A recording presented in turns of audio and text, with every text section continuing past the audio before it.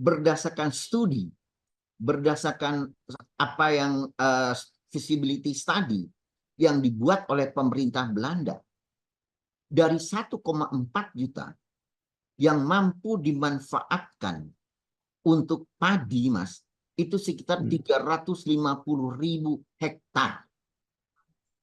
Mas Bambang bisa bayangkan, Mas, kalau 350.000 hektar dengan memperhatikan irigasi primer, dengan memperhatikan irigasi sekunder, tersier, sampai dengan kuarternya, kemudian dengan memperhatikan bibit, dengan memperhatikan pupuk, dengan alsintan yang bermacam-macam, saya yakin, Mas, bahwa Kalimantan Tengah akan menjadi lumbung padi nasional.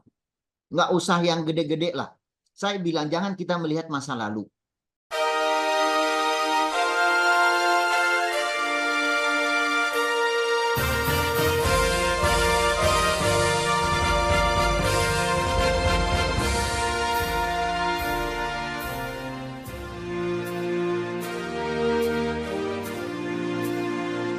Bersama saya Bambang Sadiono di kanal Inspirasi untuk Bangsa. Mudah-mudahan kanal ini selalu bisa memberi inspirasi, motivasi, dan edukasi.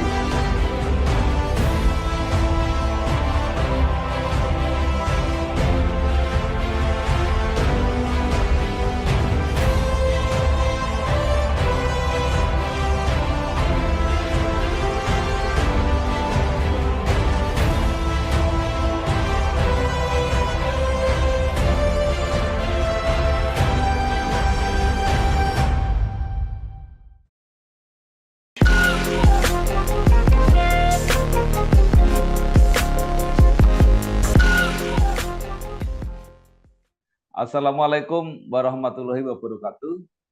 Salam sejahtera untuk kita semua. Bersama saya Bambang Sadiono di kanal Inspirasi untuk Bangsa. Mudah-mudahan kanal ini selalu bisa memberi inspirasi, motivasi, dan edukasi. Kami sedang mempersiapkan beberapa video wawancara untuk menyambut pesta demokrasi nasional, pilkada serentak, termasuk pemilihan gubernur dan wakil gubernur di Kalimantan Tengah periode 2024-2029. Saya sudah bersama dengan salah seorang tokoh yang saya kira sangat luar biasa di Kalimantan Tengah, yaitu Bapak Dr. Agustin Trasnarang, SHMH. Apa kabar, Pak? Kabar baik, Mas. Kabar baik. Ya, baik. Pertama mengucapkan selamat Hari Raya dulu, Mas. Selamat Hari Raya Idul Fitri. Mohon maaf lahir dan batin. Semoga selalu sehat dan yang paling penting tetap semangat ya, Mas. Terima kasih, Pak Tras. Mohon maaf lahir batin. Pak Trasnarang ini punya jejak karir yang luar biasa. Pernah menjadi seorang pengacara kalau tidak salah, jadi advokat. Pernah jadi anggota DPR RI, menjadi gubernur Kalimantan Tengah 2 periode, belum beristirahat, kemudian menjadi anggota DPD RI, Dewan Perwakilan Daerah Republik Indonesia mewakili Kalimantan Tengah, dan 2024 terpilih kembali. Luar biasa, selamat Pak Tras. Terima kasih, Mas. Mungkin supaya lebih jelas, walaupun singkat, Bapak bisa bercerita perjalanan karir yang menurut saya sangat luar biasa, terutama dikaitkan dengan daerah kelahiran Pak Tras, yaitu Kalimantan Tengah. Silakan, Pak. Baik, terima kasih Mas Bambang. Jadi pertama-tama terima kasih pada Mas Bambang dan teman-teman. Ini inspirasi untuk bangsa luar biasa. Dan saya merasa terhormat sekali untuk diundang oleh Mas Bambang dan teman-teman untuk bisa berdialog pada pagi hari ini. Jadi saya ini besar dan lahir di Banjarmasin, Mas. Oh. Jadi saya lahir itu tahun 1955. Dan kemudian dari dulu bukan SD, Mas. Dulu tuh SR. Sekolah rakyat. Jadi saya sekolah rakyat di Banjarmasin. Kemudian SMP juga di Banjarmasin, dan SMA-nya juga di Banjarmasin. Nah, saya baru boleh terbang keluar Kalimantan itu tahun 1973, Mas. Jadi setelah saya selesai SMA 1973 saya ke Jakarta. Kemudian saya mengikuti di Universitas Kristen Indonesia, dan ini perkembangan yang memang maklum Mas, saya anak bungsu. Jadi Ya, biasanya kalau anak bungsu itu dari 7 bersaudara, saya yang ketujuh, ya, itu selalu berada di samping ayah ibunya. ya, Sedangkan kakak-kakak saya boleh kemana-mana. Jadi saya si bungsu ini selalu berada di samping ayah dan ibu, dan kemudian baru memperoleh exit permit itu setelah udah selesai SMA. Nah, inilah yang mendidik saya untuk berkembang, dan saya memang dari kecil itu selalu senang berorganisasi, Mas. ya, Jadi di Banjarmasin itu kebetulan rumah kami itu berdekatan dengan, kalau istilahnya dulu, kalau istilah di Banjarmasin itu langgar, Mas, ya, semacam musola ya, kecil yang dimiliki oleh saudara-saudara kita yang ada di kiri kanan rumah kami itu. ya, Nah, ya, jadi saya terbiasa kalau pagi-pagi itu dengar azan itu udah biasa, Mas. ya, Dan malahan pada suatu saat itu ya, ini kejadian lucu nih, Mas Bambang. ya, ya, Jadi mungkin pengurus langgarnya ini, pengurus musala ini kasihan. Jadi corong mic-nya itu, Mas, ya, dialihkan tidak lagi ke sebelah rumah kami. ya, Nah, pada suatu pagi almarhum ayah saya itu kaget, loh, kenapa itu kok langgar di sebelah kok azannya nggak terdengar lagi. Datanglah beliau, enggak Pak, kami rubah arahnya karena takut nanti pagi-pagi membangunkan. Oh, Papa pada saat itu langsung bilang jangan. Karena apa? Karena saya ya, punya anak laki-laki ada 5. Biar mereka bangun pagi-pagi dan mereka tahu bahwa saudara-saudara kita tuh pagi-pagi udah sholat. iya, Ya, iya, itu, nah itu kenangan yang saya tidak pernah lupakan, Mas. Jadi artinya apa? Sampai sekarang saya iya, terdidik bangun pagi. Jadi bagaimanapun secapek-capek apapun itu bangun iya, pagi itu udah memang kebiasaan kami dari kecil. Nah, itu iya, kenangan yang tidak bisa terlupakan karena memang dulu Kalimantan itu kita tuh kenal cuma satu, Mas, iya, yaitu di Banjarmasin. hmm, Karena dulu tidak ada Kalimantan Barat, tidak ada Kalimantan Tengah, tidak ada Kalimantan Timur, iya, sehingga tahun 1957 baru terbentuk Kalimantan Selatan dan Kalimantan Barat dan Kalimantan Timur.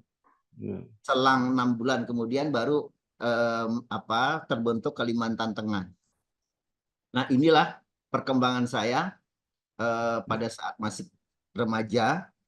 Halo guys, sekarang cuma dengan satu jari, semua urusan listrik langsung beres, res. Ini dia, PLN Mobile. Kalau cuma gangguan aja sih, nggak usah panik. Tinggal tap menu pengaduan, cus petugas PLN-nya langsung datang.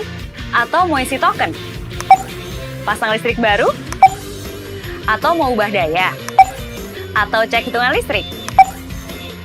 Urusan listrik serahin aja ke PLN Mobile. Dan kemudian hobi saya ini memang dari dulu organisasi, Mas. Ya, Jadi sejak kecil itu dulu kan rame zaman sepak bola tuh, Mas Bambang. iya, iya, Dan itu biasa kalau nama-namanya itu disemprot pakai ini, pakai semprotan minyak obat nyamuk itu, Mas. iya, Jadi dulu belum ada pilox macam-macam. iya, Jadi kita yang pakai semprotan obat nyamuk itu kita campur ini, wah, thinner dan lain sebagainya, sehingga ya biasalah untuk ini. Nah, dulu namanya saya pimpin itu Porlateng namanya, Mas. iya, Persatuan Olahraga Langgar Tengah. iya, Langgar Tengah itu yang musola itu tadi. iya, iya, Jadi itu grup kami itu grup sepak bola sama grup karambol, Mas, iya, dengan tenis meja. Nah, itu saya umurnya sekitar 7 tahun, 7 sampai 8 tahun itu saya hobi berkumpul. Jadi berkumpul dan kemudian ada istilah kita yang sekarang misbar, Mas. Jadi nonton film gerimis bubar. Nah, dulu ayah saya itu punya proyektor.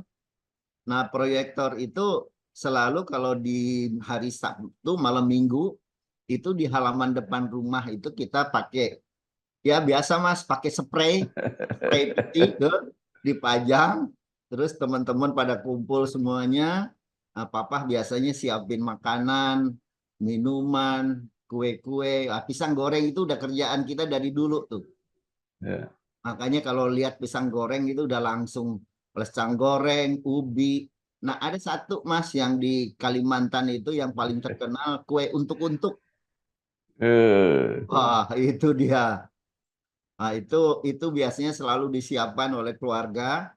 Jadi ada teh, ada kopi. Dulu pakai apa ceret kalau kita bilang itu. Oh, udah deh. Itu satu gelas itu bisa banyak orang, Mas. Jadi kalau saya biasanya ini udah gelasnya diisi, tapi yang minum dengan satu gelas bergilir banyak orang. Dulu nggak kenal penyakit macam-macam, Mas. Jadi merasa kita dari dulu itu persatuan kita, kesatuan kita itu luar biasa, dan kita tidak pernah merasa ada perbedaan antara satu dengan yang lain dan saling menghormati. Jadi ini sesuatu hal yang saya kira saya alami, Mas.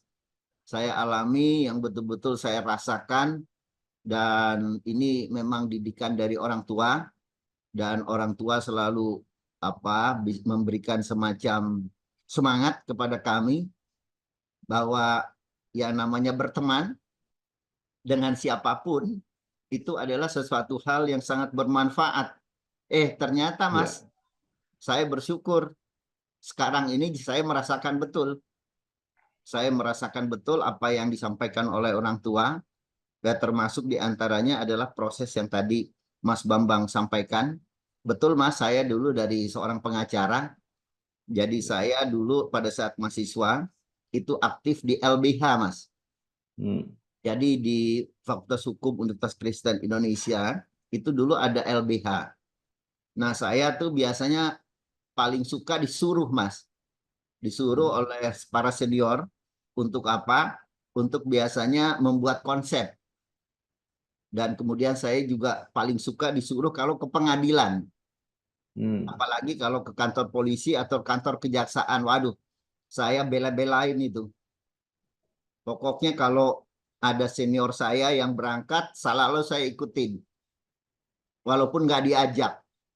Nah, kadang-kadang saya langsung berpikir, baru berpikir setelah udah tamat sekolah, baru ini mungkin senior saya pada nggak suka sama saya nih. Ini kok anak kecil satu ini kok ikut-ikut. Bukan apa-apa Mas, itu saya cuma senang saja.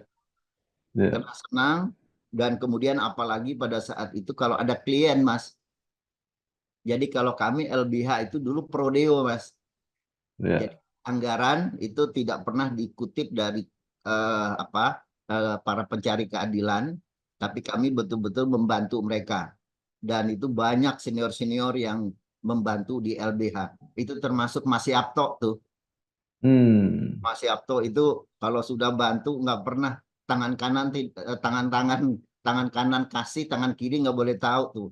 Dia sifatnya selalu begitu dan membela selalu, terutama junior-juniornya. Dan saya jadi ketua senat, jadi setiap ada kegiatan senat itu pasti lapornya ke beliau. Dan tidak pernah ada kesulitan Mas. Nah, jadi saya itu betul-betul terbantu oleh itu tadi, oleh pertemanan, oleh keakraban, oleh kecintaan, oleh kebersamaan antara satu dengan yang lain. Jadi kalau istilahnya Montesquieu Mas, trias politika, saya pertama yudikatif udah pernah Mas, sebagai pengacara, dan kemudian saya setelah selesai saya dikirim oleh ibu saya pada saat itu ke London, ke Inggris, tapi nggak mau lama-lama Mas, karena setelah saya hampir 6 bulan, 7 bulan, kok saya berpikir ini udah tamat, berpikir kok enak banget ya saya. Padahal saya tuh berkeinginan untuk berbuat sesuatu. Akhirnya nggak jadi mengambil dulu sih. Dulu zaman tahun 70-an itu kan yang paling terkenal MBA, Mas. Ya. Apalagi kalau udah berbicara business administration itu udah menyenangkan lah. Saya bilang enggak lah. Saya harus balik dan kemudian saya langsung mencari kerjaan. Jadi pada saat itulah mulai saya bekerja. Jadi mulai dari nol itu, Mas. Saya ingat sekali gaji saya itu berapa, nggak sampai sekitar dulu 35.000 gaji. Ya. Jadi gaji pertama itu saya serahkan kepada almarhum ibu saya, Mas. Iya. Wah, kaget Mama. Saya bilang, Mah, ini hasil saya yang pertama kali saya peroleh. Wah, Mama kaget karena Papa udah meninggal pada saat itu. Jadi kaget. Apa-apa, Mah, saya bilang. Karena apa? Karena memang pada saat itu saya masih asisten. Jadi saya bekerja dulu di kantornya salah satu Kusnandar and Associates. Kemudian dengan Pak almarhum R.O. Tambunan, Mas. Oh. Jadi saya 3,5 tahun itu sama beliau. Wah, dididik luar biasa oleh beliau. Saya naik bis ke Cirebon subuh-subuh. Kemudian mandinya di pengadilan di Cirebon. Wah, udah deh. Udah, itu bagian dari kehidupan saya. Nah, kemudian setelah itu saya bekerja di kantor almarhum Pak Albert Hasibuan. Nah, di situ yang agak lama saya, Mas Bambang. Di situ saya agak lama, sekitar 8 tahun. Nah, kemudian setelah itu saya mendirikan kantor pengacara sendiri, Teras Narang and Associates. Dulu kantor saya di Jalan Cikditiro. Kemudian ada juga di Wisma Bisnis itu yang di Jalan S. Parman. Tahun 99 kepancet sama ini, Mas. Ya. Sama politik bareng sama Mas Bambang. Ya, betul. Berhenti ini setelah era reformasi. Kemudian ya biasa teman-teman saya melihat bahwa saya punya potensi untuk mewakili salah satu daerah. Nah, terpilihlah pada saat itu Provinsi Kalimantan Tengah, Mas. Karena Papa dan Mama memang asli dari sana. Asli dari Kalimantan Tengah, dan mayoritas saudara-saudara saya juga berada di Kalimantan Tengah. Dan kakak-kakak saya ada beberapa yang memang usahanya di Kalimantan Tengah. Ya bersyukur, baru pertama berpindah dari yudikatif ke legislatif terpilih. Jadi saya terpilih dengan suara terbanyak tahun 99. Kalau dulu itu kan sistemnya ini ya Mas ya, kita partai ya. Partai ya. Ya, jadi kita nomor urut, saya kebetulan di nomor urut 1. Ya. Jadi terpilih, dan pada saat itu dari PDI Perjuangan terpilih 2 kursi. Jadi nomor 1 dan nomor 2. Nah di situ, nah itulah. Saya nggak tahu Mas, apakah itu terperosok kah? Apakah itu terjerumus kah? Ya udah 99, dan saya tahu Mas Bambang tahu betul, saya dipercayakan menjadi Ketua Komisi 2 DPR RI bersama-sama dengan almarhum Pak Ferry Mursidan Baldan. Ya. Luar biasa Pak Ferry, itu sahabat saya, itu orang baik Mas. Ya. Dan saya udah kalau ingat beliau itu suka terharu. Karena apa? Karena memang orangnya perhatiannya luar biasa. Perhatiannya luar biasa, dan dia selalu jiwa pembelaannya itu yang luar biasa. Dia dari fraksi Partai Golkar, dan kemudian saya juga didampingi oleh Pak Hamdan Zulfa sebagai wakil saya. Dulu masih Partai Bulan Bintang, Mas. Ya. Kemudian dari fraksi ABRI Pak almarhum Rahman. Jadi itu di Komisi 2. Ya berjalan, alhamdulillah Mas, berjalan lancar. Karena dibantu oleh orang-orang hebat, dan saya sebagai ketua pada saat itu sekali lagi memang betul-betul ya dibantulah oleh teman-teman, termasuk dari di samping fraksi-fraksi yang ada. Kan dulu banyak fraksi, Mas. Ya, Dulu ada satu, saya ingat betul itu fraksi Partai Dalawatul Ummah, Mas. Mungkin Mas Bambang ingat itu. ya. Waduh, orangnya sedikit tapi bisa kemana-mana dia. Karena memang dia Ya, sendiri ya. Jadi wah, saya ya. bilang itu luar biasa. Nah, itu pengalaman saya, Mas Bambang.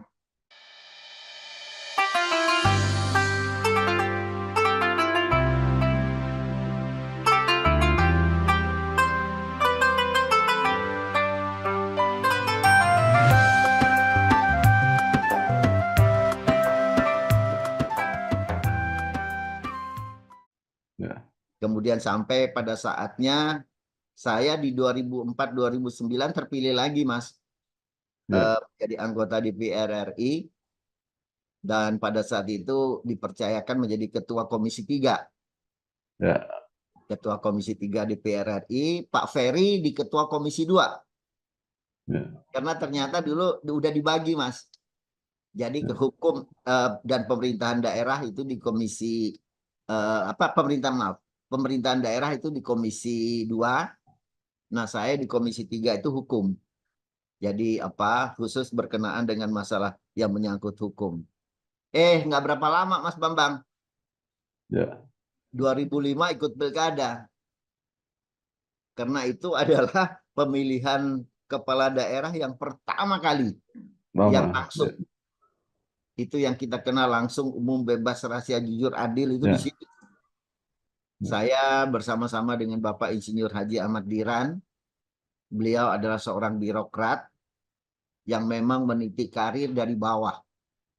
Dan saya bersyukur punya pasangan yang saya selalu bilang, Pak Diran, nyuwun sewu lho Pak, saya bilang.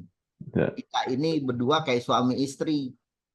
Jadi kita dipercayakan oleh rakyat nggak boleh berantem, saya bilang. ya, Soalnya kalau kita berdua, ibu bapaknya berantem, anaknya nanti susah. Wah, Pak ya, Diran ketawa. Wah, bisa aja dia bilang. Enggak, jadi saya betul-betul merasa terbantu. Ya itulah, Mas. Jadi saya berdua itu 2 periode. ya, Jadi periode 2005-2010, kemudian 2010-2015 masih sama-sama dengan beliau. Jadi kalau saya ketemu dengan beliau, dengan keluarga beliau itu udah bukan lagi seperti orang lain. Udah seperti saudara. Dan saya selalu bilang ke anak-anak saya bahwa bagaimanapun saya bilang keberhasilan apapun, kegagalannya di papa, tapi keberhasilan saya bilang itu karena kerjasama yang baik dengan Pak Wakil Gubernur ini, Pak Insinyur Haji. Karena apa? Karena ya, beliau yang berkenan untuk mau bersama-sama dengan saya. Nah, itulah Mas yang ya, membuat suasana nyaman sehingga kami dimampukan untuk bekerja selama 10 tahun dan dimampukan untuk memberikan yang terbaik untuk Provinsi Kalimantan Tengah. Dan ya saya kembali bersyukur, Mas, pada saat saya sudah jadi pensiun selesai, ya, mau jadi anggota DPD RI, ternyata orang masih ingat saya, Mas. ya, Jadi yang pertama di tahun 2019-2024 saya diberikan kepercayaan, diberikan amanah untuk menjadi anggota DPD RI dengan suara terbanyak. ya, Dan itu saya bersyukur sekali. Dan kemudian saya berikutnya, saya nggak tahu apakah ini hobi atau apa gitu, ya, merupakan tuntutan atau merupakan panggilan, saya nggak tahu. Kemarin ikut lagi, Mas Bambang, ya, ya, 2024 kemarin.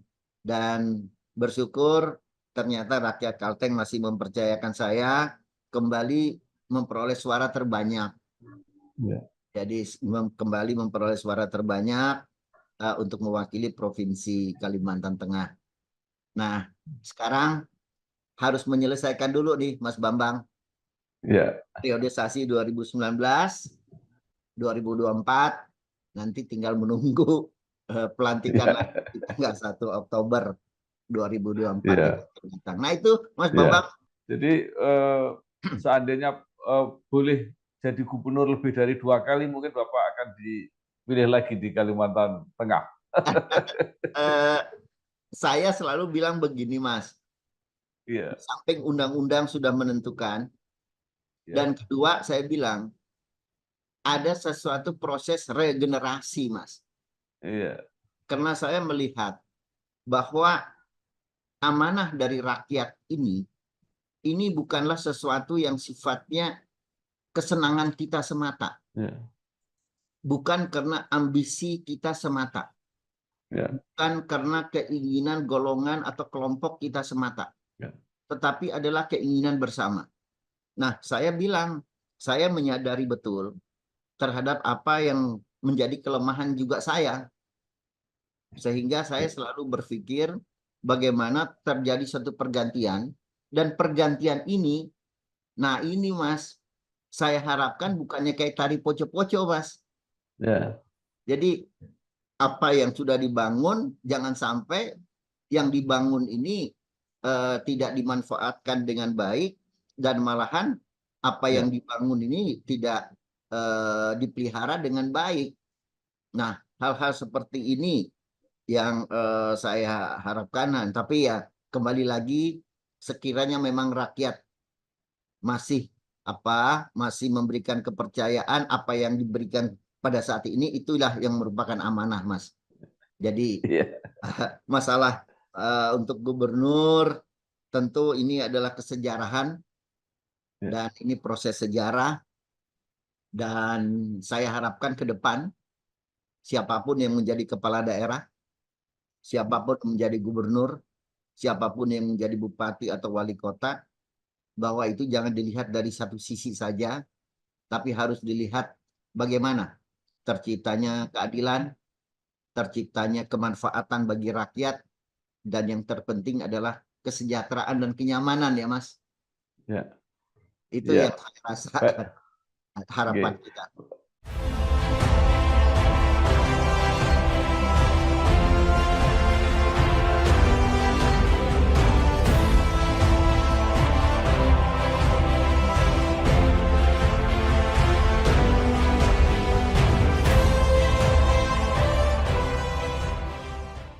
Ya, baik Pak Teras.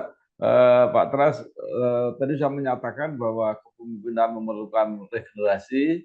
Nah, mungkin Bapak bisa gambarkan dengan hasil Pileg 2024 ini konfigurasi peta politiknya seperti apa, sehingga bisa kita baca kira-kira siapa yang akan memimpin Kalimantan Tengah, termasuk di kabupaten kota dan sebagainya. Baik, ya. Konstelasi politik kalau melihat 2019 dengan 2024 telah terjadi pergeseran Mas. Ya. Karena di tahun 2019 PDI Perjuangan itu 2 kursi. Kami kan ada 6 Mas. Jadi Kalimantan Tengah itu ada 6 kursi. Nah di 2019 PDI Perjuangan itu memperoleh 2 kursi. Golkar 1 kursi, Demokrat 1 kursi, Gerindra 1 kursi, dan kemudian Demokrat dan 1 lagi saya lupa ini itu. Jadi yang lain 1 kursi. Nah di 2024 Mas terjadi perubahan yang luar biasa. Di mana 6 kursi ini terbagi habis oleh 6 partai. Jadi menarik nih Mas. Karena apa? Karena PDI Perjuangan yang dulunya 2 kursi, jadi sejak dulu tuh selalu 2 kursi Mas. Sejak tahun 99. Kalau dulunya ya Mas Bambang tahu lah. Dulu 4 Golkar, kemudian P3 1, PDI 1. Dulu masih PDI. Dan pernah 1 kali Golkar 5, P3 1. PDI nggak dapat. Nah, di 2024 telah terjadi perubahan Mas Bambang. di mana telah terjadi suatu pembagian kursi yang merata. PDI Perjuangan 1, Golkar 1, kemudian Demokrat 1, kemudian setelah itu PAN juga dapat 1, Nasdem juga dapat 1. Nah, ini kan sesuatu hal yang menarik, Mas. Nah, kalau Mas Bambang tanya, bagaimana kekuatan politik yang terkait dengan pemilihan kepala daerah, khususnya di kabupaten dan provinsi dan kota, terjadi perubahan, Mas. Nah, saya melihat PDI Perjuangan akan bersaing ketat dengan Golkar.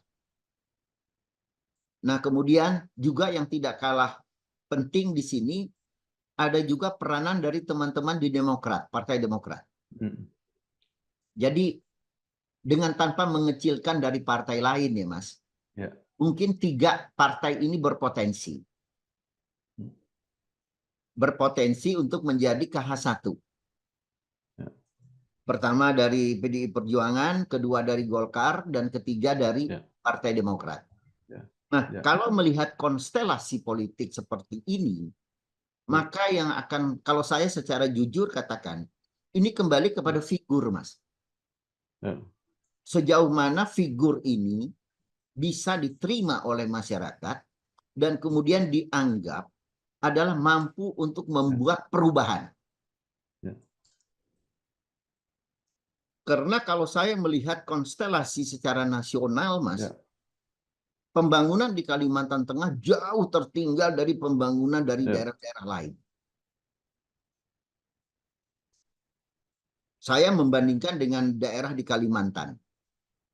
Nah, Kalimantan Selatan kemarin itu saya kaget mereka mendapat suatu kesempatan yang luar biasa untuk masalah pertanian. Kemarin Menteri Pertanian menyampaikan, jadi ada 2 daerah. Salah satunya adalah Kalimantan Selatan. Saya langsung berpikir, loh, Kalimantan Selatan itu kan tanahnya sedikit. Tapi kok dia diberikan kesempatan untuk mengembangkan pertanian. Berarti ada nilai lebih yang ada di Kalimantan Selatan. Padahal kalau mau jujur, Mas, Kalimantan Tengah itu ada 3 food estate, Mas. 1 di Kabupaten Pulang Pisau, 1 di Kabupaten Kapuas, dan 1 lagi di Kabupaten Gunung Mas. Kalau di Kabupaten Kapuas dan Kabupaten Pulang Pisau, itu di bawah penanganan dari Kementerian Pertanian. Nah, kalau yang di Gunung Mas, itu Kementerian Pertahanan. Nah, itu yang menjadi question mark juga itu. Kenapa Kementerian Pertahanan menangani food estate? Tapi katanya untuk ketahanan, Mas. Ketahanan pangan. Oke lah, saya tidak mau perdebatkan itu. Yang penting saya bilang, itu ada hasil.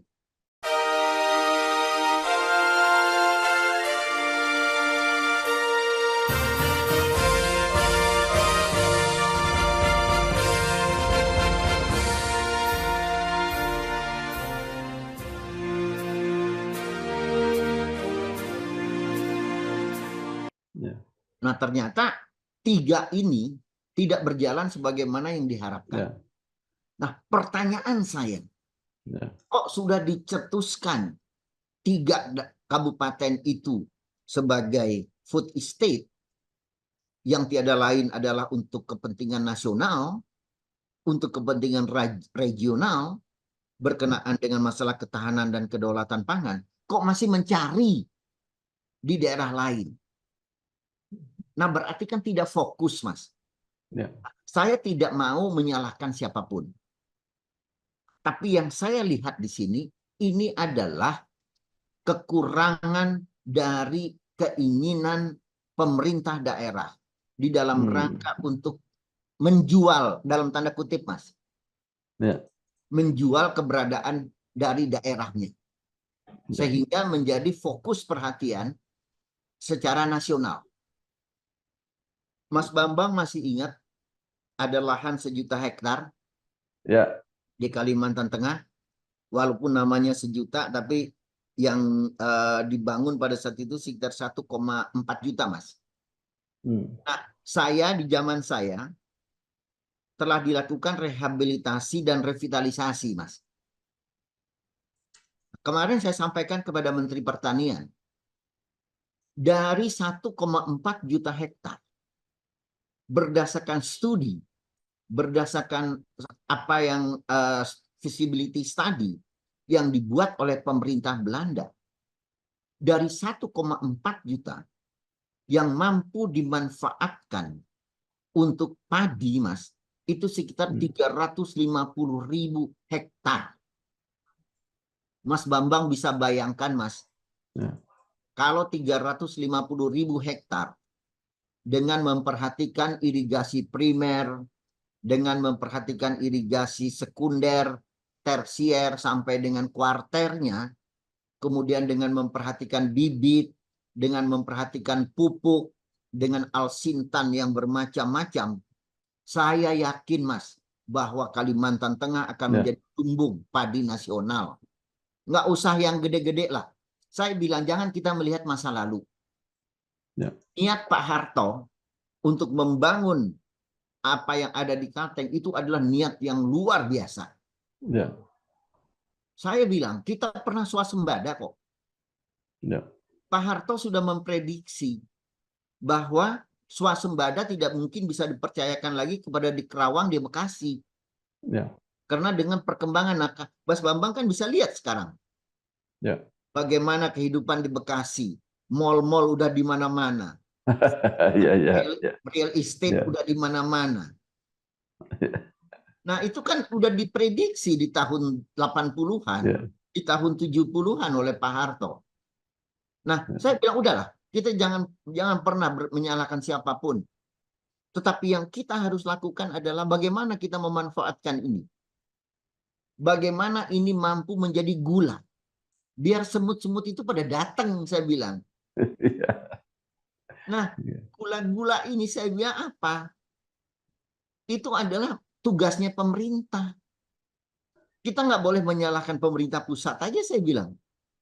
Pemerintah daerah harus mampu untuk dalam tanda kutip menjual. Karena saya merasakan, Mas Bambang, kalau saya tidak punya teman di DPR RI pada saat itu, Mas, kalau saya tidak punya teman di eksekutif, kalau saya tidak punya hubungan yang baik dengan Pak Susilo Bambang Yudhoyono, mungkin, Mas, saya tidak bisa membangun seperti yang diharapkan oleh rakyat Kalteng. Tapi semuanya ini kan karena kembali lagi yang saya cerita di awal, Mas. Karena pertemanan kok. Karena jejaring. Dan saya ya bersyukur. Mungkin seperti yang di LBH dulu, Mas. Orang yang ngeyel mau ngikut. Sama seniornya. Halo guys, sekarang cuma dengan satu jari, semua urusan listrik langsung beres, res. Ini dia PLN Mobile. Kalau cuma gangguan aja sih, nggak usah panik. Tinggal tap menu pengaduan, cus petugas PLN-nya langsung datang. Atau mau isi token, pasang listrik baru, atau mau ubah daya, atau cek hitungan listrik. Urusan listrik serahin aja ke PLN Mobile. Pak Teras, kembali ke tadi Pak, 3 kekuatan yang kira-kira akan bisa menyiapkan calon pemimpin Kalteng tadi ya, PDI, Golkar, sama Demokrat kalau nggak salah disebut. Itu karena tumbuhannya pada figur-figurnya sudah kelihatan apa belum Pak? Kalau dari Golkar saya melihat, Mas, memang yang sekarang sedang berkembang ini Pak Abdul Razak, Mas. Beliau adalah seorang senior ya, dan sudah beberapa kali menjadi wakil ketua DPRD, dan beliau pernah jadi bupati, Mas, di Kota Waringin Barat. Jadi kalau dari sisi pengetahuan pemerintahannya ya mungkin cukup ya. Dan saya juga melihat beliau networkingnya juga cukup bagus ya. Dan kemudian hubungan dengan masyarakat pun juga cukup baik. Nah, sekarang masalahnya adalah tergantung badan beliau. Karena beliau ini kan umurnya cukup lanjut ya, Mas. Dan sekarang beliau harus mencari figur nomor 2-nya Ya. figur wakilnya yang bisa membantu banyak beliau, dan kemudian tentu dukungan dari partainya juga, Ya. karena mudah-mudahan kalau partainya hanya mendukung beliau, ya mungkin tidak ada masalah. Dan Ya. kalau tidak salah, koreksi saya kalau salah, Mas, Golkar masih memerlukan 1 kursi lagi untuk bisa mencalonkan sendiri. Nah, yang bisa mencalonkan sendiri tanpa ada koalisi itu adalah PDI Perjuangan. Ya. Ya, jadi nanti teman-teman di Golkar harus mencari figur 1, dan kemudian tentu juga mencari teman dari partai politik untuk menambah kursi sehingga Koalisi, ya untuk berkoalisi. Nah, itu. ya. Dan kemudian ya, Mas. Kalau dari PDIP siapa, Pak? Nah, PDI Perjuangan ini kalau saya dengar ada informasi, tapi ini masih belum A1. Jadi pertama itu Agustiar Sabran. Dia ini adalah kakak kandung dari gubernur sekarang. Nah, kemudian kedua ada Pak Sofyan Hadi. Pak Sofyan Hadi ini adalah bekas Bupati Kota Waringin Timur. Ya. Nah, mungkin ada figur-figur lain lagi yang mungkin akan bisa maju. Ada di situ ada Willy Yosef, Mas.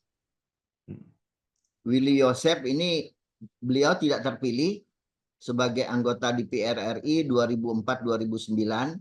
Nah, beliau sekarang ini adalah anggota DPR RI dari PDI Perjuangan, dari Dapil Kalteng di 2019-2024. Ya. Nah, itu beberapa figur, dan ya kalau saya melihat ya masing-masing adalah politisi ya, Mas. Ya. Yang berbeda dengan kalau Pak Rajak itu politisi dan juga bekas anggota. Ya, baik. Ya. Ya. Baik. Kalau ini Ya. Demokrat Ya. juga ada 1, Mas. Ya.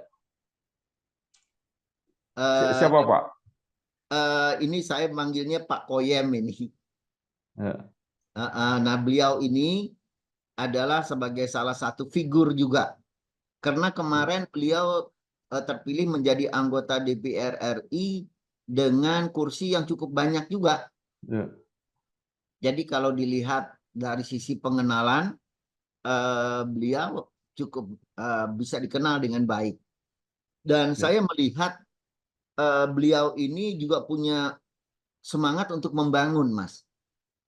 Ya. Karena saya pada saat kampanye 2024 kemarin, saya berkeliling ke 13 kabupaten 1 kota, Mas. Jadi saya bermalam di setiap kabupaten. Nah, saya bermalam di Kabupaten Barito Utara. Itu beliau dulu adalah sebagai bupati di situ. Saya melihat perkembangannya cukup bagus. Dan kemudian masyarakatnya pun merasa bahwa ada perkembangan dari sisi-sisi nilai ekonominya, dari sisi nilai keuangan, dan yang tidak kalah penting, Mas, bagi pengusaha, karena di sana banyak tambang ya, Mas. Saya ada bicara dengan mereka di beberapa tempat, mereka merasa bahwa komunikasi gak mudah. Jadi komunikasi mudah, dan kemudian ya istilahnya satu frekuensi lah ya. Karena bagi pengusaha ini kan bagaimana ada sinergitas, dan kemudian mereka merasa nyaman berusaha, dan tentu hubungan seperti ini kan paling penting, Mas ya. Karena kembali lagi saya katakan bahwa seorang pemimpin itu adalah milik bersama. Dan menjadi milik bersama ini ya tentu menjadi, ya kita tidak boleh egois. Nah, ini 3 figur ini yang menurut hemat saya, Mas, yang cukup potensial untuk berkembang di dalam rangka untuk mengisi. Jadi kembali lagi, jadi ada 3 partai. Kalau yang lain dari PAN mungkin mereka lebih berkonsentrasi di legislatif. Ya. Sedangkan Nasdem juga demikian. Ya. Indra Baik. juga demikian.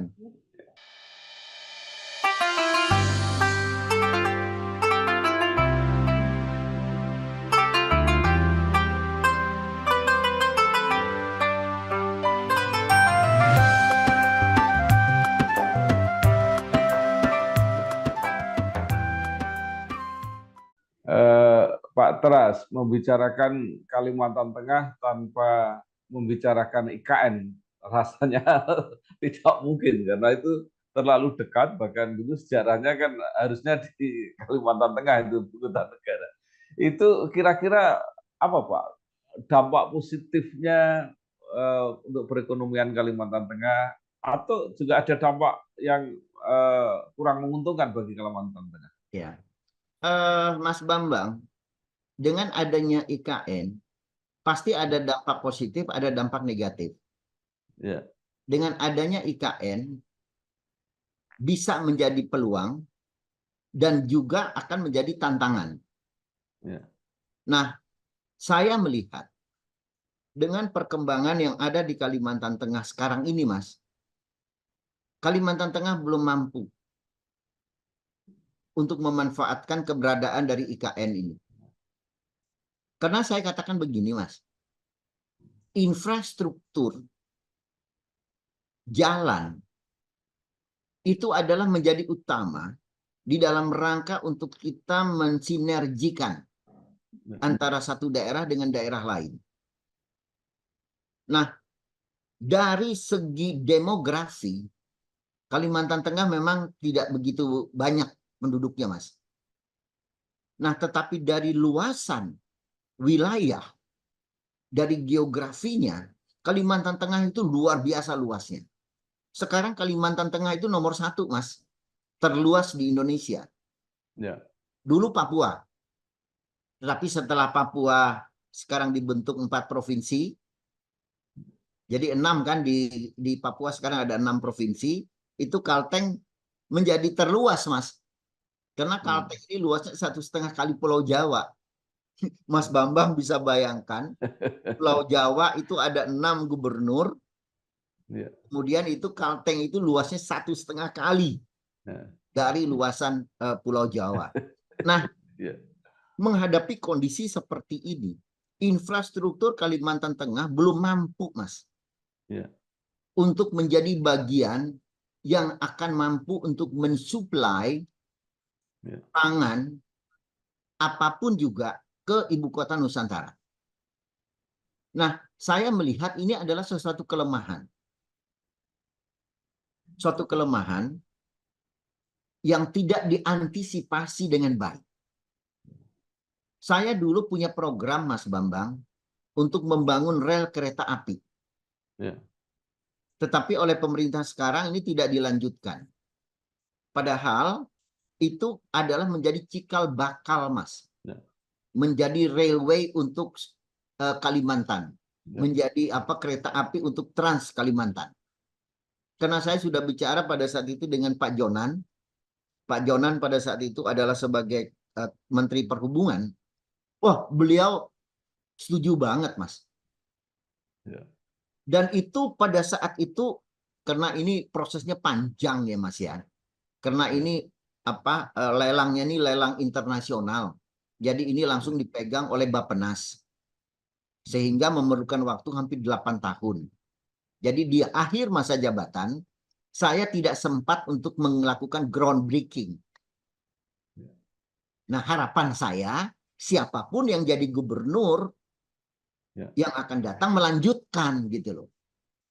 Tapi rupanya yang sekarang berpandangan beda, Mas. Ya. Nah, kembali lagi kepada IKN. Kalimantan Tengah menurut hemat saya belum mampu untuk memberikan kemanfaatan, untuk mengambil kemanfaatan berkenaan dengan keberadaan ibu kota Nusantara ini. Berbeda dengan teman-teman kita yang di Sulawesi, Mas. Jujur, Mas, kalau Mas melihat dari peta, yang paling dekat dengan ibu kota Nusantara itu adalah saudara-saudara kita di Palu, Mas. Ya. Dia tinggal nyebrang, kalau pakai boot cepat, itu bisa sampai 3,5 sampai 4 jam udah nyampe, Mas. Ya. Tapi kalau dari Pulau Kalimantan, kalau dari Kalimantan Tengah mau ke ibu kota Nusantara, itu bisa setengah hari, Mas. Melalui jalan yang juga amburadul, yang luar biasa lah. Jadi saya Iya. ingin katakan bahwa khusus Kalimantan Tengah kita belum siap. Iya. Terkecuali Mas Bambang, kalau misalnya food estate itu bisa berkembang dengan baik dan kemudian berproduksi dengan baik, dia akan menjadi salah satu. Misalnya saja itu mengenai masalah pangan yang menyangkut padi. Kalteng itu sungainya juga banyak, Mas. Ya. Ada 11 daerah aliran sungai di Kalteng. Apa itu? Ikan, Mas. Ya. Mas Bambang masih ingat ikan patin, ikan jelawat? Ya. Ya. Nah, itu Mas, waduh, omega 3 itu. Ya, ya. Iya, Ya. itu Luar biasa. luar biasa itu. Belum lagi peternakannya, Mas. Ya. Pak Mahyudin, Wakil Ketua DPD RI sekarang ini, Ya. beliau Ya. sekarang punya peternakan ayam yang terbesar, Mas, di Ya. Kalimantan Tengah. Wah, saya bilang ini, apalagi saya dengar Ya. beliau mau maju jadi Kaltim 1 tuh. Ya. Kalau udah begitu udah tinggal kirim aja. Nah, cuman kembali lagi, Mas, Ya. infrastruktur tidak memadai. Ya. Lebih dekat Pulau Jawa untuk mengirim sandang pangan daripada di Kalimantan. Jadi kalau Mas Bambang tanya apakah ini peluang, justru saya bilang Kalteng belum mampu untuk menangkap ini menjadi peluang. Ya. Baik. Jadi kita kalau ngomong secara ini ya, Mas, ya, geopolitik ya. Ya. Baik. Terima kasih sekali. Minum ya, Mas. Ya, Pak Trasnarang, sayang sekali waktu kita terbatas. Jadi nanti mungkin kita bisa lanjutkan di kesempatan yang lain. Tapi apa yang disampaikan tadi sudah memetakan persoalan-persoalan yang dihadapi oleh Kalimantan Tengah dan juga saran-saran apa yang harus dilakukan siapapun nanti yang akan terpilih menjadi gubernur. Ya. Jadi sekali lagi terima kasih Bapak Dr. Agustin Trasnarang SMA, anggota DPD RI mewakili Kalteng yang berpengalaman menjadi gubernur selama 10 tahun. Mudah-mudahan terus sukses, Pak Tras. Ya, terima kasih. Wassalamualaikum warahmatullahi wabarakatuh. Waalaikumsalam warahmatullahi wabarakatuh.